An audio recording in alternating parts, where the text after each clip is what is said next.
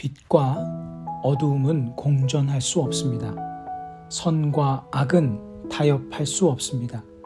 그리고 빛과 선이 반드시 승리하게 될 것입니다. 하나님은 빛이시기에 세상의 모든 어두움을 물리치시고 승리하실 것입니다. 또한 하나님은 선이시기에 세상의 악을 모두 심판하실 것입니다. 잠시 어두움과 악이 기승하고 승리하는 듯 보이지만 결국은 하나님께서 승리하실 것입니다. 공의로우신 하나님께서 공의로 심판하실 것이기 때문입니다. 그런데 이런 생각을 해봅니다. 우리는 과연 빛에 속한 사람인가? 선에 속한 사람인가? 우리는 공의로운가? 우리는 늘 빛과 선의 편에 서 있는가? 이런 생각을 하면 아찔한 생각이 들 수밖에 없습니다. 우리 모두는 살면서 매일처럼 죄와 가깝게 살기 때문입니다. 우리의 마음에서 나오는 악한 생각들과 미움과 음란함, 탐심, 진실되지 않은 마음, 비방, 이러한 죄의 모습들로 매일의 삶이 채워지고 있기 때문입니다. 죄로부터 자유로운 사람은 이 세상에 아무도 없습니다.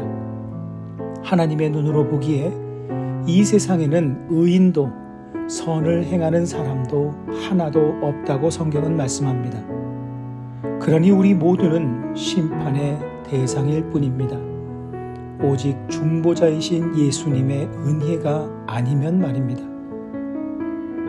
요셉의 계획이었지만 결과적으로 애굽의 돈을 도둑질한 것으로 판명된 요셉의 형제들은 큰 공경에 빠졌습니다. 그 돈이 발견된 자루의 주인인 베냐민이 애굽의 볼모로 잡힐 위기에 처했습니다. 베냐민마저 볼모로 잡히게 되면 아버지 야곱의 생명에까지 위험에 처할 수 있는 상황이었습니다. 이에 형제들 중 유다는 요셉 앞에서 아버지와 가족들을 위해 변호하는 중간 역할을 하게 됩니다. 유다는 자신의 생명을 걸고 중간 역할을 한 것입니다. 결과적으로 가족들을 살리기 위해 자신을 희생한 유다의 변호는 요셉의 마음을 울리게 되고 결국 형제들에게 자신의 정체를 밝히는 결정적인 역할을 하게 됩니다. 본문의 모습은 죄의 덫에 걸리며 살아가는 사람들과 심판주로 서 계신 하나님 앞에서 우리를 위해 끊임없이 중보하시는 예수님을 떠오르게 합니다.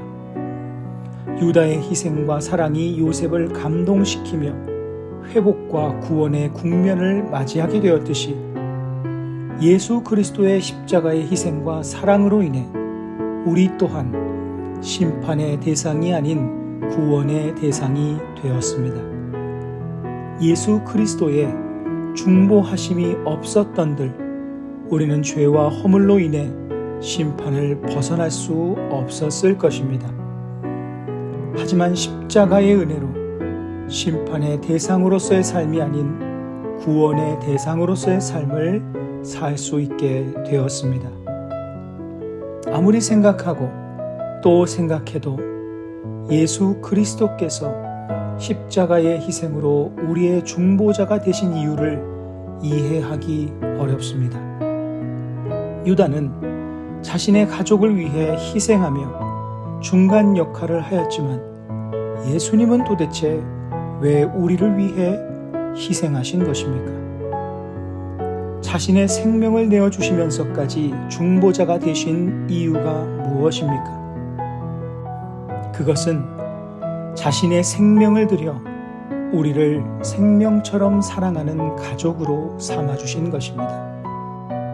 주님께서는 우리가 하나님 앞에 서는 날까지 생명을 들여 살려야 하는 가족처럼 우리를 위해 중보하실 것입니다.